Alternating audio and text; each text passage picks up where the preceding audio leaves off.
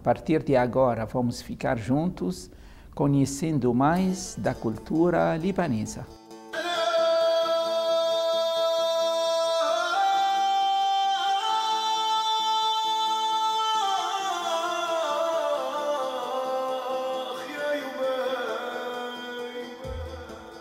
Sou ator, sou formado pela Escola de Comunicação e Artes da USP. Tenho mais de, talvez, 15 anos de carreira já. E agora estou fazendo o meu segundo monólogo, que é Cartas Libanesas. Cartas Libanesas é um projeto antigo, eu tenho desde 2009, na verdade. A ideia era um pouco buscar fazer um resgate familiar. Eu sou neto de libaneses. Meus avós vieram do Líbano, são os pais do meu pai. Eu só conhecia minha avó, meu avô eu não conhecia. E quando minha avó faleceu, com 99 anos, ela deixou umas cartas em árabe. E eu não leio árabe. A minha ideia era transformar, traduzir essas cartas e fazer disso um espetáculo teatral. E daí eu me encontrei com o dramaturgo José Eduardo Vendramini, que é o dramaturgo do espetáculo, que é filho de libaneses. E a gente quis junto fazer esse resgate familiar, como se cada um pudesse contar um pouco das suas histórias. A tradução das cartas ainda não veio, talvez fique com o segundo projeto, mas eu acho que o que mais bonito disso é que a gente pode juntar as minhas histórias com as histórias do José Eduardo Vendramini, que é o autor, e a gente fez uma pesquisa de campo de vários outros libaneses, histórias reais. Então a gente pegou um pouco de todas as histórias e colocou nessa única peça que é o Cartas Libanesas. E ela começa com o mote inicial, que é esse libanês que veio do Líbano, deixou a mulher grávida, não conheceu o filho, vem para o Brasil tentar a vida em 1914 e ele fica escrevendo cartas para a mulher contando como é que é a vida no Brasil. E a mulher no Líbano fica recebendo essas cartas. Então ele vai contando a peça como se fosse uma carta só, o tempo todo para essa mulher, até ele conta tudo o que acontece, as diferenças culturais, a dificuldade, o preconceito, as alegrias, enfim, até ele ficar rico e conseguir convencer. Isso eu posso contar, vou contar o final da peça. Isso até convencer a mulher a vir para o Brasil.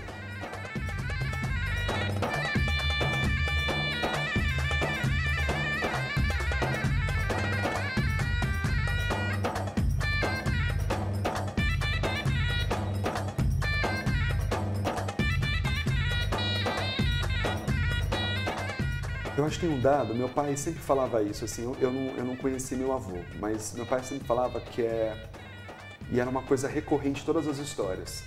Eles vinham tentar uma vida melhor, porque no Líbano estava muito difícil, tinha uma questão da pobreza, a questão da fome, a questão da guerra.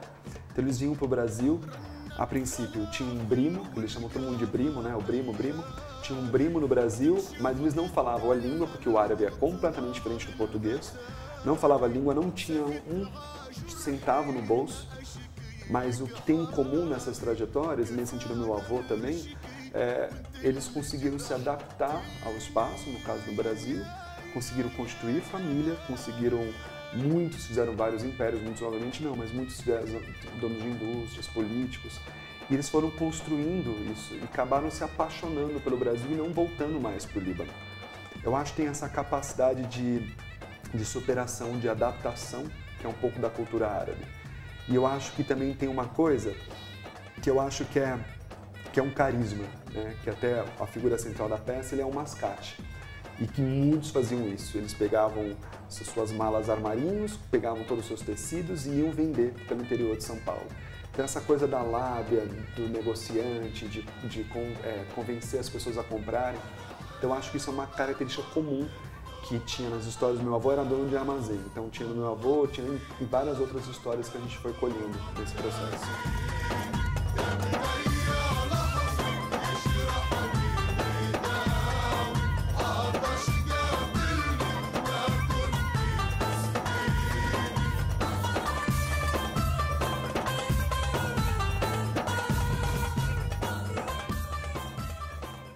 Então a ideia era exatamente essa, era que eu pudesse conhecer mais as histórias, promover quase um resgate. É engraçado porque tem até, a gente fala que a cultura árabe tem uma característica, a questão da oralidade.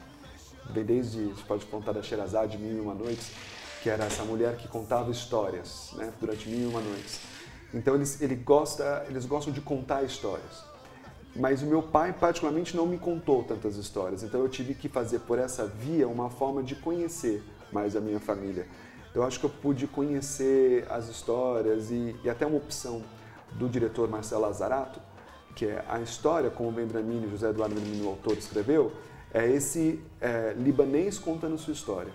E a opção que o Marcelo faz na encenação é que possa ser o personagem e também possa ser o ator. O Eduardo Mostre e o Miguel Mafuz, que é o personagem. Então tem uma borra isso, né? O que é ficção, realidade nesse sentido. Então muitas das coisas está na boca do Eduardo como um resgate da sua própria história.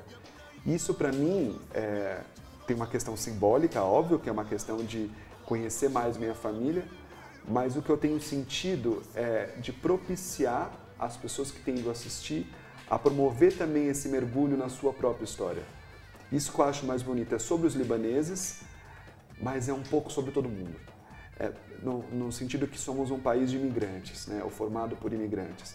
Então eu sinto que é um pouco, cada um vai ter a sua história ali de uma certa forma representada. E isso tem sido muito tocante ver pelas pessoas, né? Vai um judeu, vai um nordestino, vai essa questão de sair da sua terra e ir para uma outra terra, essa questão de você buscar, de lutar num outro lugar que não é seu. Então eu acho que isso é uma coisa geral, isso toca a todos. A gente faz esse recurso, que é uma opção do dramaturgo, de como a gente pega várias histórias, mas várias histórias mesmo, assim, a gente fez uma pesquisa muito profunda de vários libaneses que vieram, então a gente pega muitas histórias. Então o Miguel é quase uma coisa, é como se fosse um para falar de vários. Então é ele que na verdade está falando de vários outros libaneses. A gente usa essa figura central, é uma história contada realmente, ele chega no Brasil, conta sobre como foi o navio e conta as batalhas e depois tudo vai mostrando que na verdade aquilo é a história de todo mundo, de todos os outros Miguéis que vieram. Mas a gente usa a figura de um só para poder contar. Eu acho que acho que é isso assim, acho que esse meu avô quando veio não tinha nada. E ele foi para a questão do comércio, que é a mesma coisa do Miguel. Ele tem um armazém, a minha cidade, eu sou de São Paulo, mas a minha cidade, onde é a cidade do meu pai e dos meus avós, é Mogi das Cruzes, que é aqui do lado, né? Até hoje ainda tem um armazém, já não é mais armazém, mas até hoje tem um armazém lá no centro de Mogi das Cruzes, que é onde o meu avô ganhou a vida e sustentou 5 filhos. Eu sempre falo assim, esse é o meu segundo monólogo, né? Mas eu sempre falo que tem um ator em cena, mas tem muita gente por detrás, né? Até leviano não falar das outras pessoas. Como eu disse, a dramaturgia do José Eduardo Vendramini, a direção do Marcelo Lazzarato, que optou por uma coisa que eu acho delicado, que é pela uma simplicidade, que é essa questão que eu acho que o espetáculo tem como uma grande qualidade, é de focar no ator, mas que esse ator possa receber esse público. Então vira quase uma conversa. É uma opção do Marcelo, que também faz a luz, que é que possa juntar de uma forma muito mais intimista, porque o espaço é mais intimista. Então é uma conversa com esse público. Isso é uma opção claramente do Marcelo, desse encenador. E junto, talvez um elemento que eu sinto que é de vital importância para esse espetáculo é a trilha sonora. Que quem fez foi o Gregory Sliwa, que é o compositor do espetáculo. A trilha é como se fosse quase um segundo personagem. No texto já tem essa indicação de as coisas acontecendo, a partir do momento que ele vai contando, as coisas vão acontecendo e dando essa atmosfera da história. Então já começa desde o início, falando sobre o porto, no Cais de Santos, e daí vai contando as histórias, ele vai entrando no mato, daí vai contando dia, noite, o som ambiente, então ele vai contando junto, é como se fosse mais um personagem materializado. Nesse estilo, o Gregory faz lindamente isso. E depois a gente tem o cenário que é no Renato Bolelli, que na verdade também, de acordo com a opção do Marcelo, é uma simplicidade.